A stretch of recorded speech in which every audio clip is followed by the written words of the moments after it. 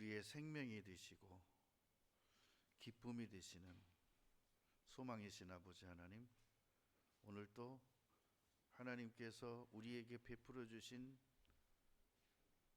죄에 대하여 죽고 의에 대하여 다시 사는 죄사함과 거듭남의 그 은혜를 허락하심을 감사합니다. 우리가 죄에 대하여 죽고 의에 대하여 다시 살았음에 그 생명력의 소리를 내며 생명의 소리를 표현하며 이 복음을 증거하며 살아갈 수 있도록 우리를 사용하시고 우리 입술을 사용해 주옵소서. 이미 사단 마귀를 이기시고 죄의 권세와 사망의 권세를 이기시고 살아나신 우리 주님을 오늘도 우리가 상고하며 묵상하며 이 소망을 가지고 남은 때를 살기 원합니다. 이 은혜와 축복을 저들에게 허락하셨음에 저들이 이 기쁨 속에 살아가도록 도와주옵소서. 예수님 이름으로 기도드립니다. 마태복음 28장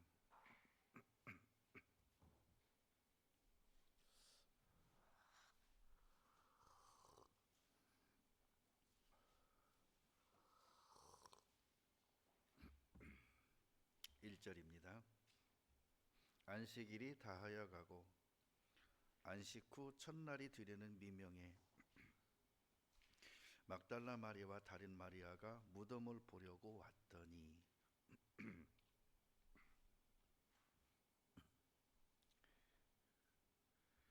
여러분, 그 장례식이 끝나고 가족들이 다시 무덤을 찾아가나요? 어떻게 해요?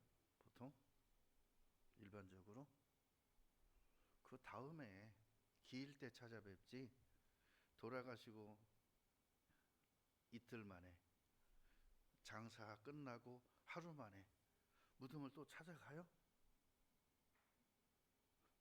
그래요? 저는 그런 거 본 적이 없는데. 에? 사모? 사모제 때 가요? 그러게. 옛날엔 그런 것 같은데 요즘은 뭐 그런 거 없는 것 같아요. 근데 여기 막달라 마리아와 다른 마리아가 무덤을 보려고 갔다는 게 뭘까요? 자, 여기 짝이 되는 성경에는 이렇게 표현했습니다. 예수님 몸에 발을 뭘 가지고? 향료, 향품을 가지고 갔다는 거예요. 근데 가면서 뭘 걱정하냐면 입구를 큰 바위로 가려놨는데 이걸 누가 굴려내줘야 들어가서 향품을 발라드리고 예수님 그 시신에 해드릴 텐데, 그런 걱정으로 갔더니 이미 바위가 굴려져 있더라. 수직하는 자들은 다 죽은 자 같이 돼 있더라. 그러가서 들어가 봤더니 거기에 천사 한 분이 예수님이 이렇게 누우셨던 머리맡 쪽에 그분이 서 계시고, 너희가 어찌 산자를 죽은 자 가운데서 찾느냐 했다는 말씀입니다. 그러니까 여기서 무덤을 보려고 왔다는 이 의미를 잘 모르면 무덤을 뭐 하러 가는데요? 자, 이 마리아분들이 예수님의 무덤을 찾아간 것은 예수님의 몸에 향유를 발라드리려고 간 거였어요. 근데 여기서 뭐라 그랬죠? 보려고 왔다. 이 의미를 잘 찾아야 돼요. 근데 큰 지진이 나며 주의 천사가 하늘로서 내려와 돌을 굴려내고 그 위에 앉았는데, 그래서 성화에 보면 그 큰 돌이 무덤에서 옆으로 굴러져 있고 그 돌 위에 천사가 앉아 있는 그런 그림이 있어요. 근데 이 의미는 그 돌 위에 앉아 있다는 게 아니라 예수님이 누우셨던 머리맡 쪽에 앉아 계셨다, 그 소리예요. 밖에 돌 위에 앉으셨다는 게 아니라. 근데 이 말씀만 하나 가지고 짝이 되는 말씀이 있잖아요. 그 말씀을 보지 않으면 돌 위에 밖에 거기 천사가 앉아 있었다고 무달하고 거기 앉아 계셔. 뭔 할 일 없이 그분이 앉아 계셨던 분은 예수님이 누우셨던 머리맡 거기에 앉아 계셨던 거예요. 그리고 이들이 들어오니까 왜 죽은 산자를 죽은 자 가운데 찾느냐, 빨리 갈릴리로 가서 그분을 뵈어라, 이렇게 해주지 않습니까? 근데 그 형상이 번개 같고 그곳은 눈과 같이 희건을 수직하던 자들이, 수직이 뭐예요? 무덤을 지키는 자들이 저를 무서워하여 떨며 죽은 사람과 같이 되어 있더라. 천사가 여자들에게 일러 가로되 너희는 무서워 말라. 십자가에 못 박히신 예수를 너희가 찾는 줄을 내가 아노라. 그가 여기 계시지 않고 그의 말씀하시던 대로 살아나셨느니라. 와서 그의 누우셨던 곳을 보라. 무덤 밖에서 말하면 이 말이 안 맞죠. 들어와서 예수님 누우셨던 곳 확인해봐, 그 소리잖아요. 근데 무덤 밖에 도로에 앉아갖고 그래 들어가서가 아니라 이리 와서 그런 말 안 하잖아요. 이 말의 의미는 이 천사가 그 밖에 도로에 앉아있다는 게 아니라 예수님의 머리맡 누우셨던 곳에 있었더라. 그것을 보라. 또 빨리 가서 그의 제자들에게 이르되 그가 죽은 자 가운데서 살아나셨고 너희보다 먼저 갈릴리로 가시나니 거기서 너희가 배우리라 하라. 보라, 내가 너희에게 일렀느니라 하거늘. 그 여자들이 무서움과 큰 기쁨으로 무덤을 빨리 떠나 제자들에게 알게 하려고 다름질할세. 예수께서 저희를 만나 가라사대 평안하뇨 하시거늘 여자들이 나아가 그 발을 붙잡고 경배하니 이 예수께서 가라사대 무서워 말라. 가서 내 형제들에게 갈릴리로 가라 하라. 거기서 나를 보리라 하시니라. 우리 갈릴리에서 만나자. 제자들이 가서 말하고 같이 갈릴리에서 보자. 이 복음의 결과, 이 복음의 진수는 예수 그리스도의 부활입니다. 예수님은 구원이십니다. 그러니까 예수님이 십자가에서 죽으셨다는 것은 구원이 죽은 거예요.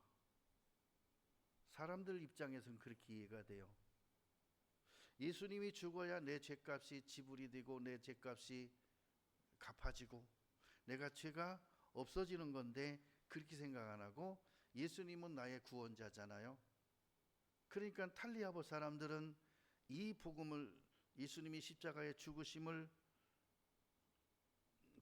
전에 들으면 뭐라고 이해하냐면 대속으로 이해하는 게 아니라 내 구원이 죽었어라는 거, 그렇게 표현한대요. 이게 문화 차이예요. 우리는 예수님이 십자가에 나의 죄를 대신해 죽으셨다는 그 사실을, 죽으심이 사실이고 그것은 나의 죄를 대신하신 대속이라는 걸 정확히 알아요. 근데 그들에게는 대속이라는 의미를 전해줘도 대속이라는 의미를 이해를 못해요. 다시 말하면 양이 없는 나라에서 가장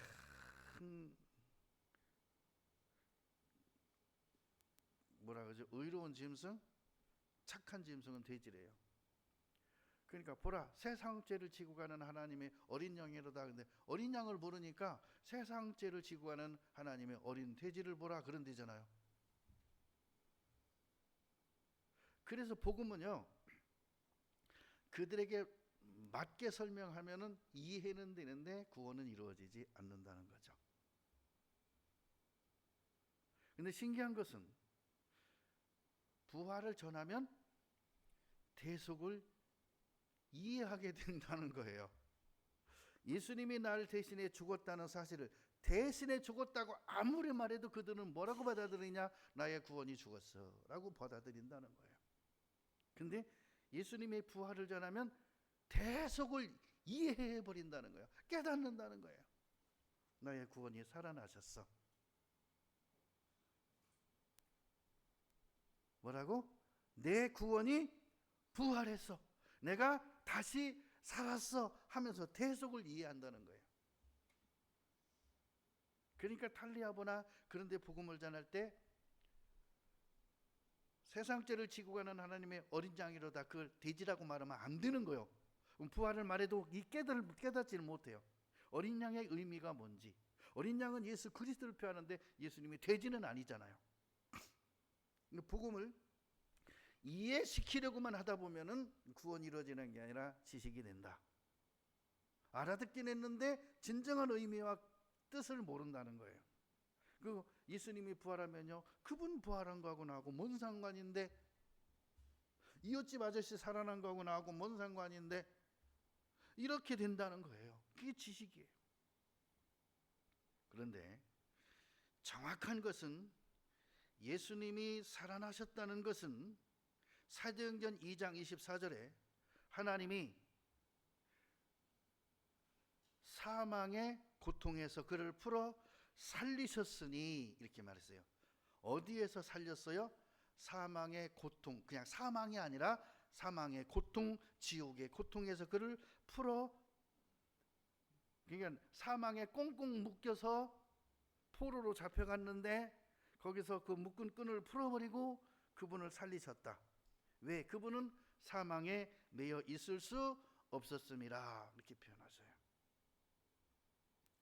하나님이 예수님을 살렸다는 거예요. 예수님을 누가 죽이셨어요? 하나님이 죽이셨어요. 무엇 때문에요? 온 세상 사람의 죄를 대신해서. 그냥 무조건 예수님을 죽이면 되나요? 아니에요. 예수님이 온 세상 죄를 자기 몸에 친히 담당하셨거든요. 자기 몸에 친히 짊어지셨거든요. 내 죄를 그분이 전부 몽땅 가져가시고 뒤집어 쓰시고, 그리고 죽으시면 내 죄값이 지불이 되는 거예요. 대속이 되는 거예요. 자, 누가복음 24장 보겠습니다.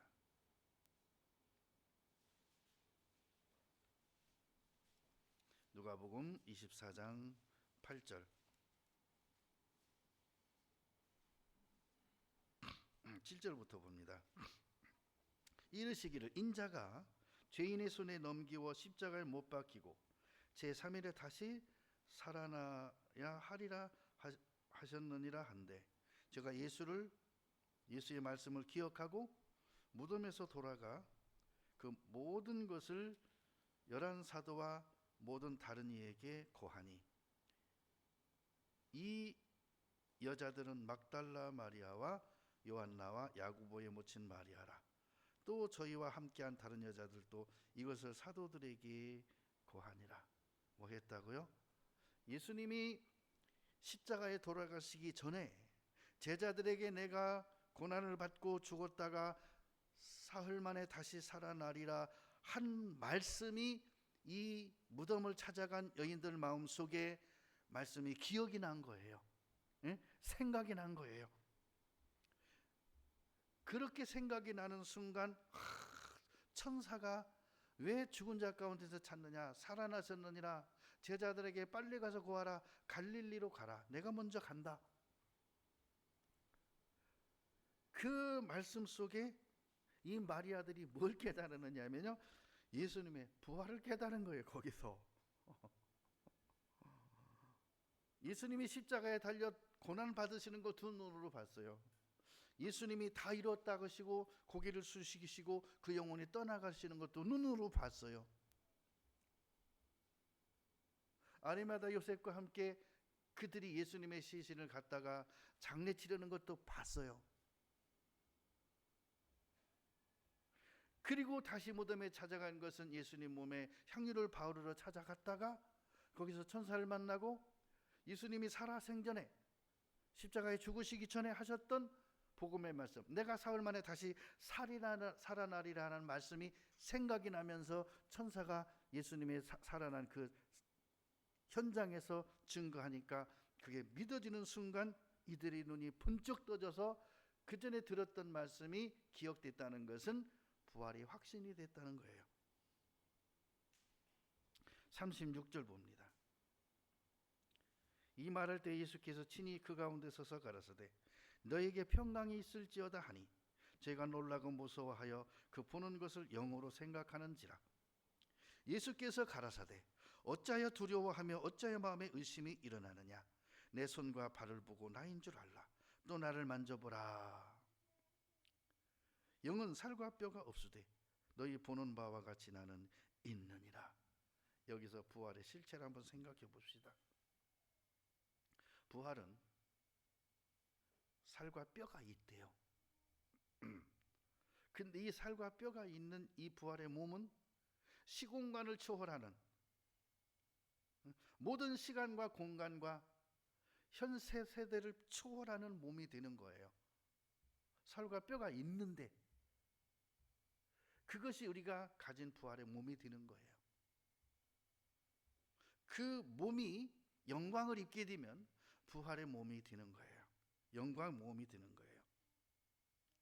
이 말씀을 하시고 손과 발을 보이시나 저희가 너무 기쁨으로 오히려 믿지 못하고 기이 여길 때에 이르시되 여기 무슨 먹을 것이 있느냐 하시니 이에 구운 생선 한 토막을 드리매 받으사 그 앞에서 잡수시더라. 여러분, 부활을 이상하게 생각하지 마세요. 영은 살과 뼈가 없어요. 그러니까 영은 육체를 입지 않으셨어요.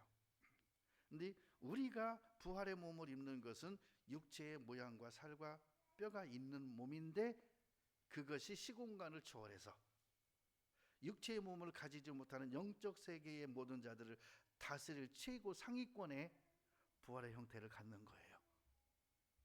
거기 하나님 아버지의 권세, 죽은 자를 살리시는 권세, 지옥을 멸하는 권세, 천국을 영원히 다스리는 권세, 그리고 영원히 죽지 않는 영생의 몸을 허락하시는, 그리고 천국에 있는 모든 것을 먹고 마시며 즐기며 누릴 수 있는 몸. 천사들은 천국에 있는 모든 것을 먹고 누리지 못합니다. 그들에겐 주어진 것만 먹고 돼 있습니다. 그러나 최상위에 있는 다스리는 권세를 가진 부활의 몸을 가진 사람들에게는 그 모든 것이 그들의 거예요. 그러면 자, 사도행전 2장 보고 가겠습니다.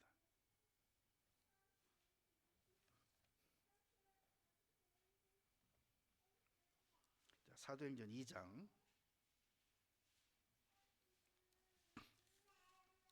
24절에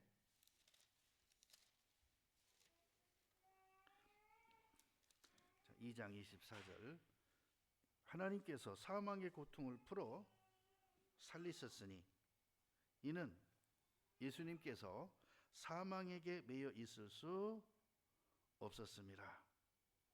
사람의 사망에 매여 있지 않는다. 지옥에 매여 있지 않는다. 지옥의 사망의 문이 그를 가둬두지 못한다. 자, 사도 바울께서 옥에 갇혔을 때 천사가 와서 옥의 문을 열고 그의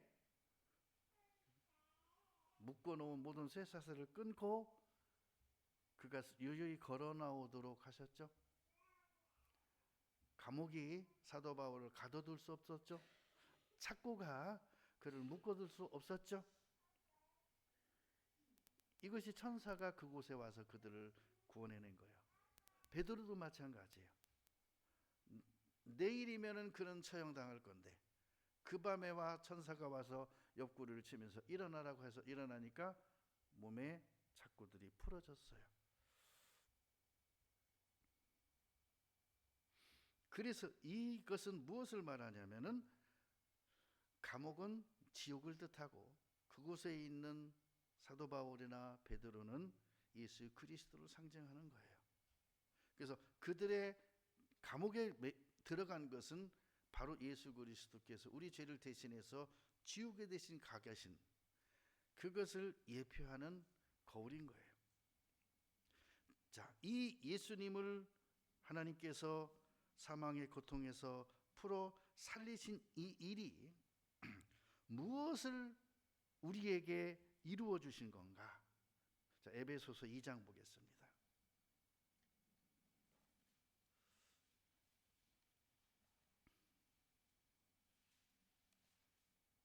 자, 에베소서 2장 1절입니다. 너희의 허물과 죄로 죽었던 너희를 살리셨도다. 너희의 허물과 죄로 죽었던 너희를 살리셨도다. 우리 언제 죽었습니까? 예수님 십자가에 죽을 때 내가 같이 죽은 거예요. 그래서 예수님은 온 세상 사람의 죄를 대신 죽어주셨습니다. 그때 온 세상 사람의 죄가 다 죽은 거예요.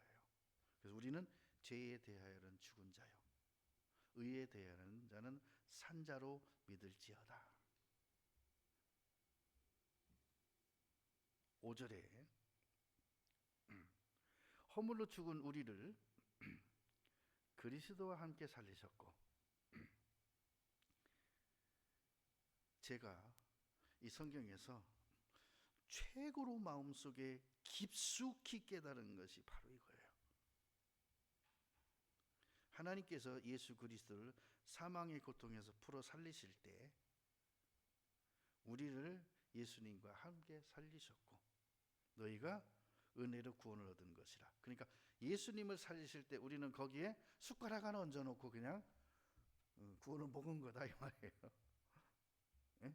우리 한 것도 아무것도 없어요. 예수님을 해서 뭐 우리 했습니까? 많이 했죠 우리는. 근데 그걸 어떻게 했다고 하나님 앞에서 말해요. 그거 썩어질 물질 조금 했다고 그게 뭐 하나님 앞에 기억될 것들입니까? 그거 갖고 죄 뭐 0.1g이라도 죄를 사하겠습니까? 사망의 독, 우리가 그 물질 갖고 사망의 독을 얼마나 없앨 수 있습니까? 허물로 죽은 우리를 그리스도와 함께 살리셨고, 너희가 은혜로 구원을 얻은 것. 은혜는 선물입니다. 이 선물이란 건 뭐죠? 나는 그 선물을 받는 자지만 선물을 주는 분은 그 선물의 값을 주고 그 선물을 갖고서 나한테 주는 거예요. 자, 값을 주지 않고 가져오면 그걸 뭐라 그래요? 응? 절도요, 강도다, 도적이다. 우리가 구원을 도적으로 얻었습니까? 공짜로 얻었다고? 아니에요. 은혜로 구원을 얻은 것은, 은혜라는 것은 값이 지불된 선물을 말해요. 이 은혜 속에 들어있는 것이 구원이란 것이고 거듭남이란 것이고 영생이에요. 영생. 6절 봅니다. 또 함께 일으키사. 어디에서 일으켰어요? 무덤에서, 죽음에서. 그리스도 예수 안에서 함께 하늘에 앉히시니. 그래서 예수님 지금 천국에 계십니다. 우리 영혼이 여기 있지만 하나님 나라에 함께 내 이름이 거기에 기록이 된 거예요. 그걸 뭐라고 말하냐? 생명책. 생명책에 뭐가 기록이 됐어요? 내 이름이 함께 어디에? 예수님 보좌에. 그리고 다스리는 데는 예수님 옆에 있는 장자들의 총회에 내 이름과 하나님의 이름을 같이 기록해 놓으시고 나와 함께 다스리자, 왕노릇하자 하는 거예요. 그러면서 이렇게 말해요. 이는 그리스도 예수 안에서 우리에게 자비하심으로써. 자비가 뭐죠? 자비가 뭐예요? 은혜라는 거예요. 은혜, 자비. 그 은혜의 지극히 풍성함을, 은혜를 우리에게 베푸시는 것을 자비라 그래요. 은혜는 어떤 형태, 은혜는 어떤 것, 요것을 전달하는 것을 자비심, 갖다 주는 것. 지극히 풍성함을 오는 여러 세대에 나타내려 하심이라. 그래서 우리는 예수님 세대가 아니죠. 그 후의 세대들이죠. 그러나 여러 세대에게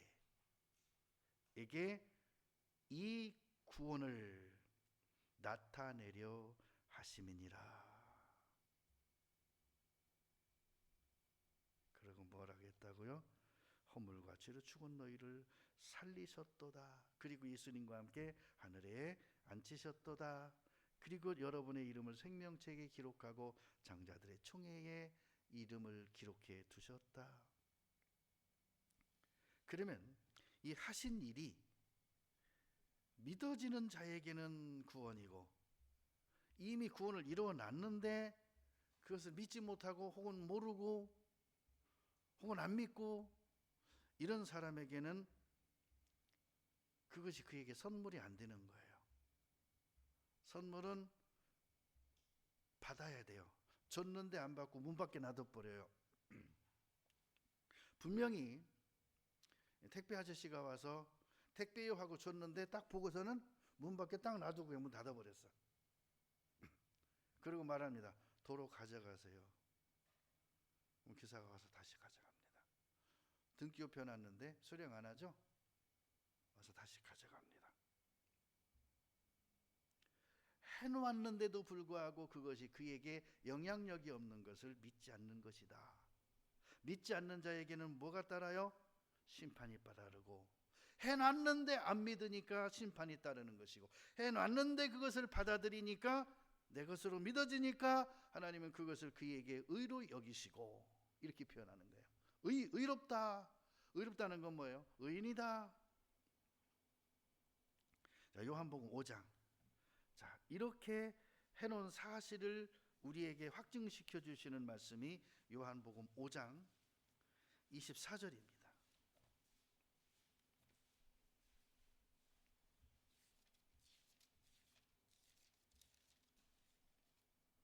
요한복음 5장 24절에 내가 진실로 진실로 너희에게 이르노니 내 말을 듣고, 들었다는 것은요, 이미 그에게 참 은혜가 그에게 이미 배달됐다는 거예요. 은혜가 그에게 자비하심으로 베풀어졌다는 거예요. 또 나 보내신 이를 믿는 자는, 나 보내신 이가 누구예요? 예수님을 이 땅에 나를 위해 보내주신 하나님, 구원의 하나님을 믿는 자는 뭘 얻었다고요? 영원한 생명을 얻었고 영생을 얻었고 심판에 이르지 아니하나니 사망에서 생명으로 옮겼느니라. 언제 옮겨져요? 사망에 매일 수밖에 없고 지옥 갈 수밖에 없는 내가, 나 죽으면 지옥 갈 수밖에 없던 나를 하나님이 예수님과 함께 살리셨고, 예수님이 나를 대신에 죄값을 지불해 주셔서 이제 그 구원이란 선물을 나에게 하나님의 자비하심으로 이 복음으로 우리에게 전해 주셨는데, 이것이 내 마음에 받아들여지고 믿어지고 내 것이 되는 순간 그에게는 무엇이 주어지냐? 영원한 생명, 영생이 얻어지고, 그는 이제 다시는 사망에서 생명으로 옮겼으므로 그에게는 결코 정죄함이 없느니라. 영생을 얻고 사망에서 생명으로 옮겨진 자에게는 로마서 8장 1절 결코 정죄함이 없나니. 로마서 8장 보겠습니다.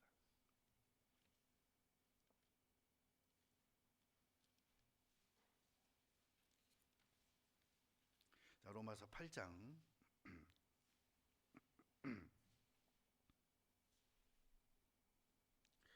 그러므로 이제 그리스도 예수 안에 있는 자에게는 주 안에 있는 나에게 딴 근심이 있으랴. 십자가 밑에 나아가 내 짐을 풀었네. 무슨 짐? 죄짐. 뭘 풀었어요? 나의 큰 무거운 사망의 짐.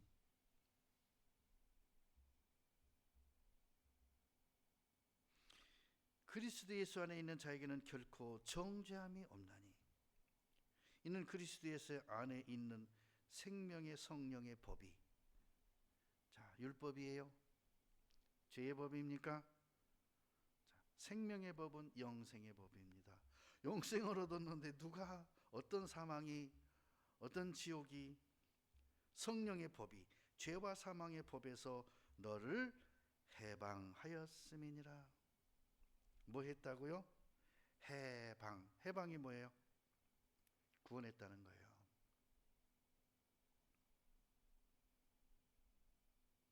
해방했다는 거예요. 에베소서 1장 보겠습니다.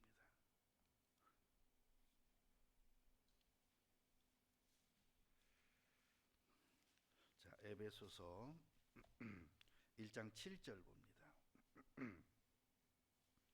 우리가 그리스도 안에서, 근데 전부 예수님 안에서만 이것이 내 것이 된다는 거죠. 그래서 요한복음에도 그러죠. 너희는 내가 일러준 말로 이미 깨끗하였으니 내 안에 거하라. 그리스도 안에서 그의 은혜의 풍성함을 따라 구원은 풍성한 거예요.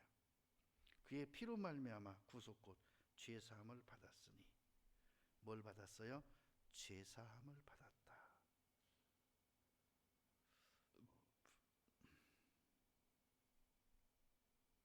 그럼 죄사함 받았으면 이 죄사함의 효력은 얼마나 되느냐? 1년짜리냐? 아니에요.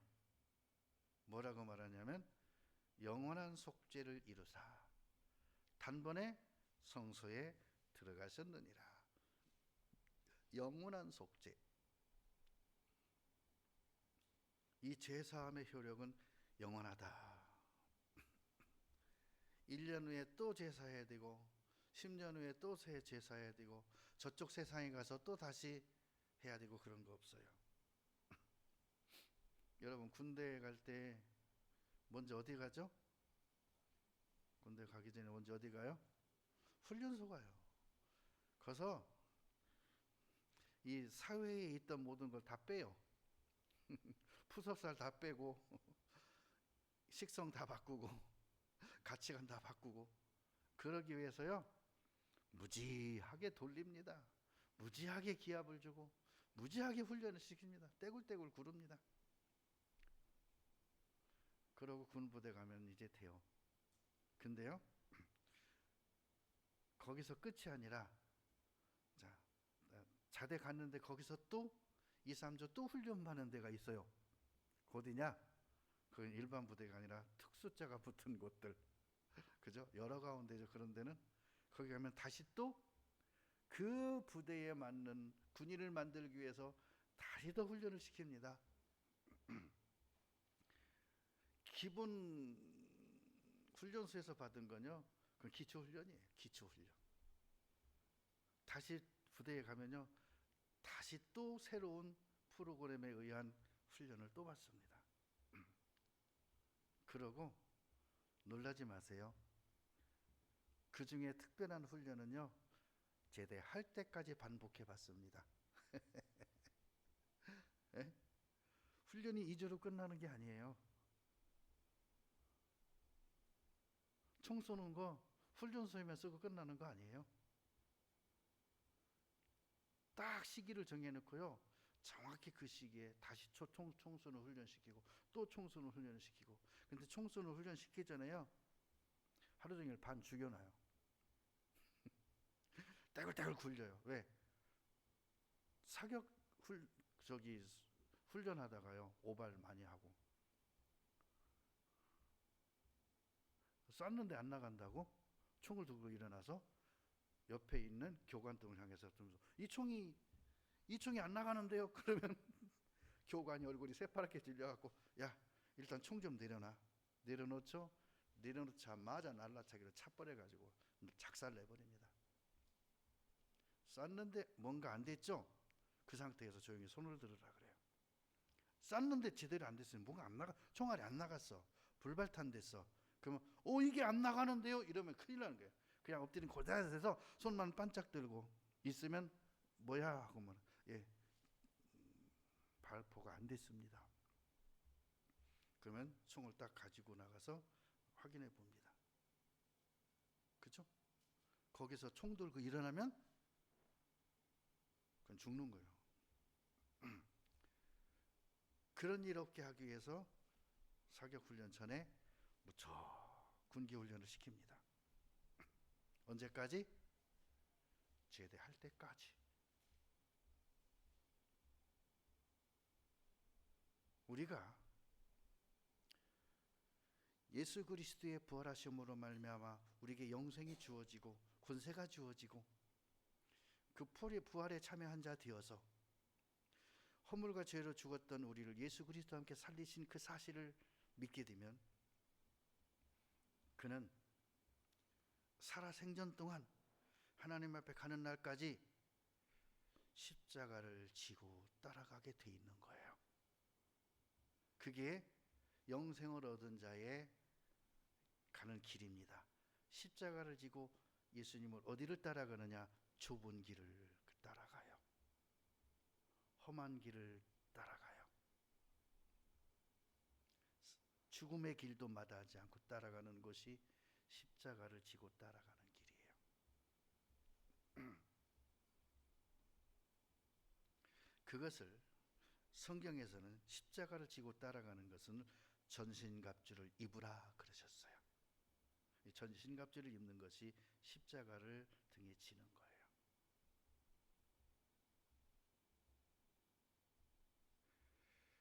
자, 골로새서 1장입니다. 골로새서 1장 13절. 그가 우리를 흑암의 권세에서 건져내사. 자, 어디서 건졌어요? 흑암의 권세, 지옥의 권세, 죄의 권세에서 건져내사 그의 사랑의 아들의 나라로 옮기셨으니. 어디로 옮겼어요? 사랑의 아들의 나라. 이게 천국은 무슨 나라? 사랑의 나라예요. 사랑의 나라. 옮기셨으니 그 아들 안에서 전부 천국을 말하고 구원을 말하고 거듭남을 말하고 의를 말하고 죄사함을 말하는 것은 항상 무엇이 따르냐면 예수 그리스도 안에서라고 말해요. 예수님 밖에는 구원 없습니다. 예수님을 떠나서는 구원 없는 거예요. 우리가 구속고 죄사함을 얻었도다.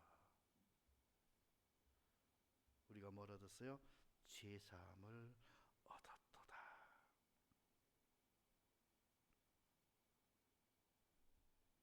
요한복음 10장 한번 봅니다.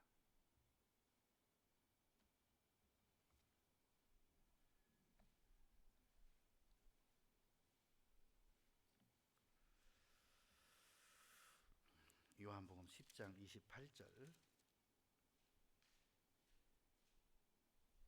내가 저에게 영생을 주노니 영원히 멸망치 아니할 터요. 영생을 받았으니까 영원히 멸망치 않죠. 또 저희를 내 손에서 빼앗을 자가 없느니라. 뭐 할 자가 없어요? 예수님의 손에서 빼앗을 자 없대요. 왜 빼앗을 수 없죠? 그를 내가 어떻게 얻었는데요?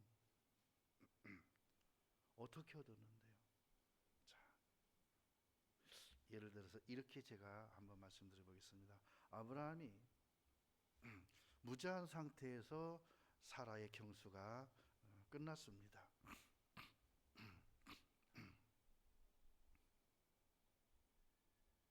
그래서 이제 자녀를 얻을 수 있는 생명력이 끝났기 때문에 그것에 대해서 이제 마음을 내려놨습니다.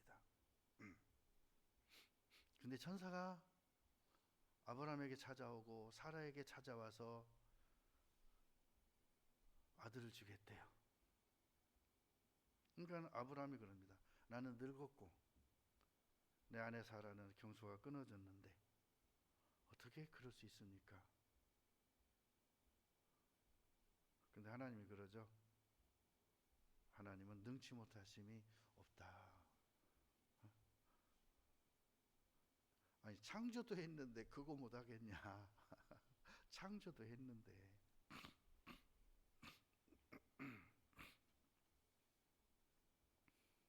어느 독실한 크리스찬 집안에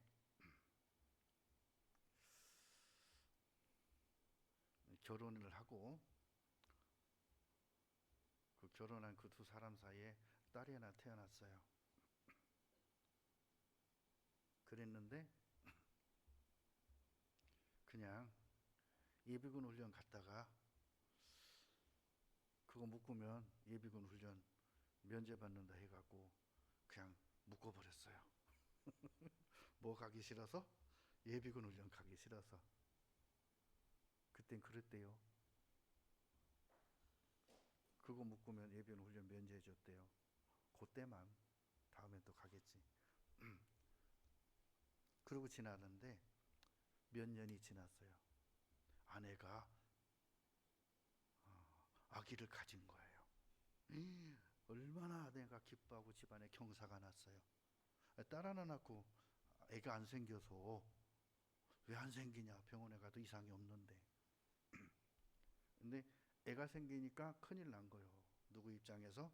남자 입장에서. 나는 묶었는데 어떻게 애가 생겼냐고요. 아내가 딴 데 가서 아기를 받아갖고 왔다 이거야. 어떡할까요?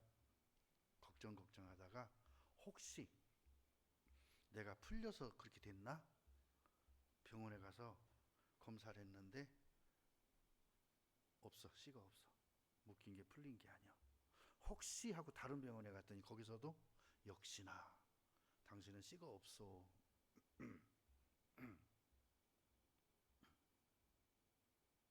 그래서 이제 고민하다가 가족에게 발표했어요. 나 사실 묶어뒀다. 병원에 가서 두 병원에 가서 확인했는데 난 씨가 없다고 한다. 어떻게 된 거냐? 그 말은 뭐요? 아내에게 지금 돌팔매질을 하는 거잖아요. 그러니까 아내가 억울한 거예요. 자기는 그런 사실이 없어. 그러니까 시댁에서 일단 낳고 친자 확인해 보자. 친정에서도 일단 낳고 친자 확인해 보자. 낳았어요. 확인했어요. 어떻게 될까요? 친자가 맞았어요. 무슨 일이에요? 이 기적이 일어나는 거야. 그래서 다시 또 확인해 봤어. 혹시나 두 가운데 틀렸나? 역시나 없어. 자기는 씨가. 근데 친자가 맞아. 어떤 의사들도 그것을 해명을 못하는 거예요. 씨가 없는데 어떻게 애가 태어났냐 있는데, 이때는 정확히 이 남편의 아들이 맞아. 근데 아들을 낳은 거야. 그때 그랬대요. 하나님이 주셨다고 그랬대요. 정확히 맞는 표현인 것 같아요. 특수한 경우죠. 일반적인 경우는 아닙니다. 근데 그런 일이 실제 있었대요. 한국에서. 여러분, 생명력이란 것은 하나님이 역사하시면 마른 나무도요 꽃이 펴요. 아론의 그 지팡이에서 잎사귀가 나고 순이 나고 꽃이 피고 살구가 열렸어요. 그 나무는 메말라 죽은 거예요. 그걸 한쪽에 세워놨다 해서 그것이 뿌리도 나지 않은 상태에서 그냥 건물 안에, 이런 건물 안에 세우던 지팡이에서 어떻게 싹이 나고 꽃이 피고 하룻밤 사이에 그런 일이 일어납니까? 특별한 경우에 하나님이 역사하시는 곳에는 그런 일도 있을 수 있는 거예요. 하물며 창조주 하나님께서 우리 영혼을 지옥의 권세에서 건지셔서 우리를 다시 살려서 하나님의 나라로 옮기셨다면 이 구원은 하나님으로 말미암아 예수 그리스도를 통해서 우리에게 주시는 선물인 거예요. 에베소서 2장 보겠습니다.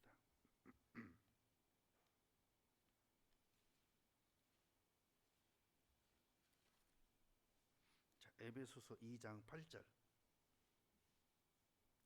너희가 그 은혜를 인하여 믿음으로 말미암아 구원을 얻었나니 이것이 너희에게서 난 것이 아니요 하나님의 선물이라. 자, 믿음으로 말미암아 구원을 얻은 것이다. 그러니까 구원은 이미 우리에게 왔어요. 구원은 이미 자비하심으로 그 선물이, 은혜가 그 집에 배달됐어요. 그 복음이죠. 이것이 마음에 믿어지면 구원을 얻은 것이다. 이 구원을 얻은 자의 내용 속에 예수님이 나와 함께 다시 살아나셨다. 하나님이 예수님을 나와 함께 살리셨다. 이게 거듭남인 거예요. 그래서 행위에서 난 것이 아니요 이는 누구든지 자랑치 못하게 함이니라. 우리는 그의 만드신 바라. 여기서 창조의 말씀이 나오죠. 우리는 하나님의 만드신 바라. 그리스도 예수 안에서 선한 일을 위하여 지으심을 받은 자니 이 일은 하나님이 전에 예비하사 우리를 그 가운데서 행하게 하려 하심이라. 믿음 안에서 살게 하려 하심이라. 그래서 이 에베소서 1장 7절에 구원이란 게 무엇이냐? 죄 용서 받았다는 뜻이에요. 죄를 하나도 남김없이 다 용서받았다. 탕자가 아버지께 돌아가서 아버지가 그 탕자를 위해서 잔치를 배설하셨어요. 이 잔치를 배설하시기 전에 그의 발에 신을 신기시고 그의 가장 좋은 옷을 입히시고 그에게 손에 가락지를 끼우시고 허리에 띠를 띄워주시고 그리고 그를 위해서 잔치를 배설하셨을 때 이 탕자의 죄는 하나도 남김없이 다 용서받은 거예요. 그리고 그가 그 집에 돌아와 아버지가 하는 말이 이런 아들을 다시 찾았다. 죽었던 아들을 다시 살아왔다. 죽은 아들이 다시 살아왔다고 기뻐했다는 거예요. 그러면서 잔치에 참여한 자들에게 같이 기뻐하자고 했다는 거예요.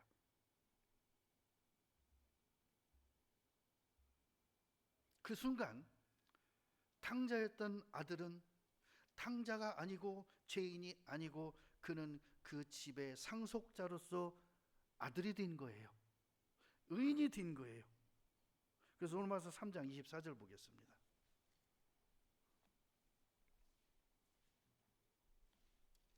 로마서 3장 24절에 그리스도 예수 안에 있는 구속으로 말미암아 하나님의 은혜로 값없이 의롭다 하심을 얻은 자 되었느니라. 그러니까 나는 값을 하나도 그에게 드린 게 없어.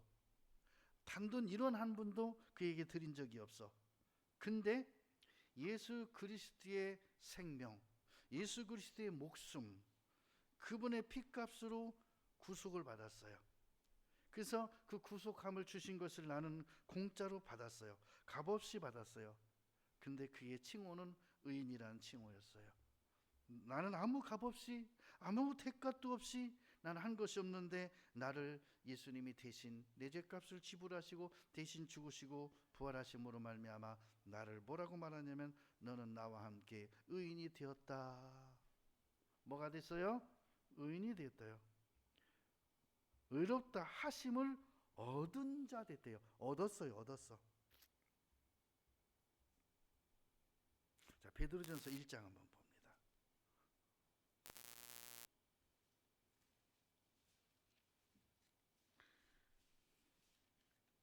베드로전서 1장 3절입니다. 찬송하리로다 우리 주 예수 그리스도의 아버지 하나님이 그 많으신 긍휼대로 예수 그리스도의 죽은 자 가운데서 뭐 하심으로? 다시 살아나심으로 하나님이 다시 살리심으로 부활하심으로 말미암아 우리를 거듭나게 하사 산소망이 있게 하시며 그랬죠. 자, 거듭나게 하사 부활하시는 것은 죽었다 다시 살아났다, 다시 태어났다, 거듭났다, 옛사람은 죽고 새 사람이 됐다. 그러니까 거듭남은 뭐냐? 예수 그리스도의 부활하심으로 말미암아 다시 태어났다. 거듭났다. 23절 봅니다. 너희가 거듭난 것이 썩어질 씨 육체로 된 것이 아니요 썩지 아니할 씨로 된 것이니 영혼이죠. 하나님의 살아있고 항상 있는 말씀으로 되었느니라. 그러니까 이 구원의 말씀, 부활의 말씀이신 예수 그리스도께서 다시 부활하시니 내 영혼을 다시 거듭나게 했다. 이 거듭난 영혼이 하나님 앞에 가면 썩지 않을 몸, 그러나 분명히 살과 피가 있는 몸, 영생의 몸을 다시 입게 된다. 그것을 부활의 몸을 입는다. 새 사람을 입게 된다. 라고 말씀하시는 거예요. 자, 고린도전서 6장 한번 봅니다.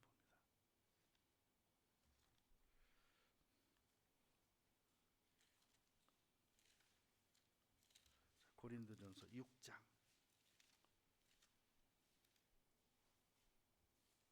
19절에 너희 몸은 너희가 하나님께로부터 받은 바 너희 가운데 계신 성령의 전인 줄을 알지 못하느냐. 너희는 너희의 것이 아니니라. 자, 너희는 성령이 거하는 하나님의 전이 됐다. 성전이 됐다. 그러니까 구원의 확신, 거듭남의 확신이 주어지면 그는 비록 이 땅에 옛사람과 동일한 육체를 가지고 있지만 그 속에 영혼이 거듭남으로 말미암아 성령이 그 안에 거하시게 되면서 그 자체가 성전이 되는 거예요. 그래서 이 성전을 죄의 몸으로 만들지 말라. 강도의 구려를 만들지 말라.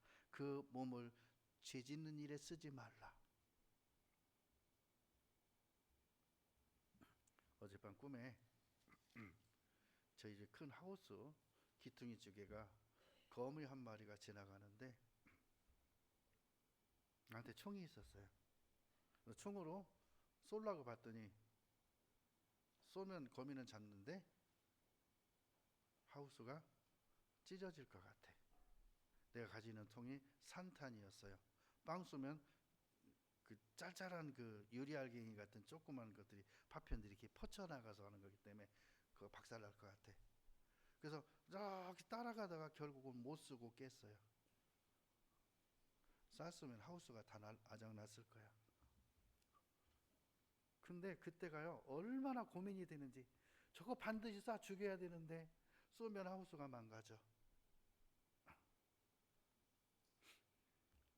어떻게 하면 될까요? 총으로 쏠 거 뭐 있어. 그냥 가서 잡으면 되는데 나는 꼭 생각에 총으로 쏴야 된다는 생각만 가지고 있던 거야. 근데 저거 꼭 쏴야 되는데 그러다 깼어. 이 말의 뜻을 좀 잘 알아들으세요. 꼭 총으로만 할 게 아니죠. 가서 손으로 잡아 죽여도 돼요. 여러분, 믿음으로 행하는 것에 대해서, 믿음의 삶에 대해서 잘 생각해 보세요. 그리고 분명히 우리는 거듭났다, 영생을 얻었다, 사망에서 생명으로 옮겼다, 하나님의 자녀가 됐다. 그래서 나는 하나님의 자녀요, 내 안에 성령이 거하는 성전이 되었다. 성전된 우리는요, 예수님이 그랬죠. 나에겐 따로 먹을 양식이 있다.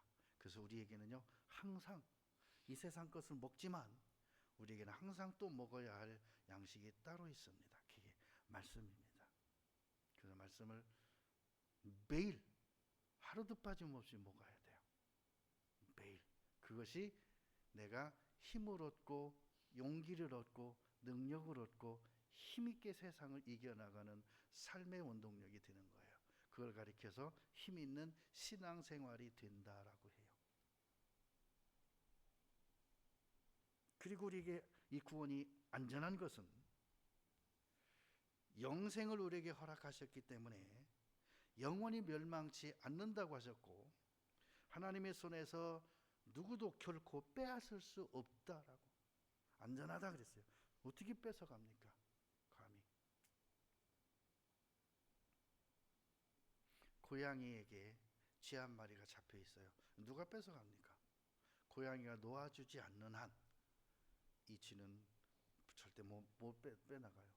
하나님이 천지를 창조하셨고 나도 지으신 하나님이고 나를 구원해 살리시고 거듭나게 하사 하나님의 자녀 삼으셨고 하나님의 천국에서 영원히 다스릴 그 진짜 장자로서의 축복을 허락하시고 부활의 영광을 허락하신 그 하나님으로 말미암아 우리는 모든 일에 이길 수 있고 견딜 수 있는 거예요. 그렇죠? 그 가운데 우리에게 주어지는 것이 평강이요, 축복이요, 감사요, 기쁨인 거예요. 여러분, 이 귀한 은혜가 우리에게 주어졌다는 사실, 마지막으로 한 가지 여러분들이 이해 못하는 부분을 잠깐 말로만 설명드리겠습니다. 마지막 주림 궁중 재림하실 때 두 사람이 밭에 있음에 하나는 데레금을 당하고 하나는 버려둠을 당하고, 두 사람이 함께 누워 있음에 하나는 데레금을 당하고 하나는 버려둠을 당하고, 이런 말씀들이 나오죠. 아니 그때에는 일을 안 한다 그랬는데 말세지 말에는 피하고 도망 다니고 농사질 환경도 안 되고 바다도 다 썼고, 근데 어떻게 농사 짓는다고 하냐. 그걸 꼭 농사 짓는다는 의미를 말하지 말고 그 낫을 의미해요. 대낫. 먹기 위해서는 최소한도 먹을 걸 찾기는 해야 되잖아요. 그리고 이스라엘은 말세지 말에도 농사가 돼요. 먹을 건 거기밖에 없어요. 두 사람이 잠을 자고 있음에, 누워 있음에 지구가 둥글잖아요. 이 대한민국이 지금 낮이면 반대쪽은 밤이죠. 자고 있겠죠. 우리는 깨어 있죠. 그런 의미를 말한 것이지 꼭 일한다 안 한다 그런 뜻이 아닌데, 성경을 안 쓰니까 그게 안 풀리는 거예요. 성경 좀 써요, 좀 제발. 응? 아니 그러니까는요, 이 말세에 대한 설교를 듣다가 갑자기 멘붕이 오는 거예요. 환난기 때에는, 7년 환난기 때에는 일도 못하고 먹을 것도 없고 막 그때는 진짜 거의 막 그 눈이 풀려가지고 막 하고 돌아다니는 사람들 뭐라 그래요? 응? 막 이러고 다니는 사람들 있잖아. 좀비? 그런데 뭐 할 게 있냐고, 무슨 할 게 있냐고, 농사 안 된다고 했는데 어떻게 낮에 두 사람이 밭에 있음에 그러냐고 그렇게 물어보면요, 옛날은 제가 화를 냈습니다, 그것에 대해서. 근데 화낼 이유는 아니죠. 왜? 자기들이 성경을 안 쓰니까 이해가 안 가는 거예요. 성경을, 말씀을 안 먹으니까 이해가 안 가는 거예요. 말씀 좀 먹어봐요. 이해가 안 가나? 이해가 아니라 5회, 6회, 7개도 되지.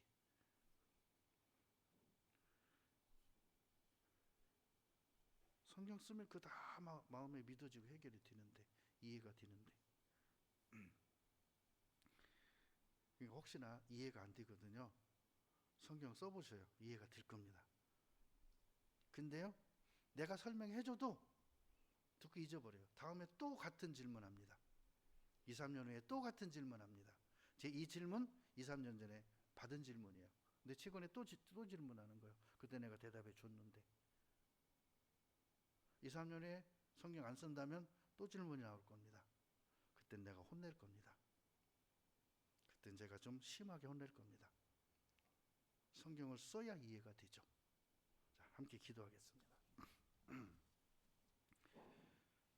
우리 주님께서 우리에게 모든 것을 가르쳐 주시고 생각나게 하는 성령의 역사를 내 마음속에 허락해 주셨건만, 우리가 말씀을 등한히 하고 말씀을 쓰지 아니하고 암송하지 아니하면 어떤 것도 이해될 수 없는 겁니다. 하나님은 우리의 눈을 떠 주셨고 성령으로 가르쳐 주셨습니다. 성령의 가르치심과 깨닫게 하심과 생각나게 하심이 우리 속에 풍성할 수 있도록 우리 삶을 주관해 주옵소서. 예수님 이름으로 기도드립니다.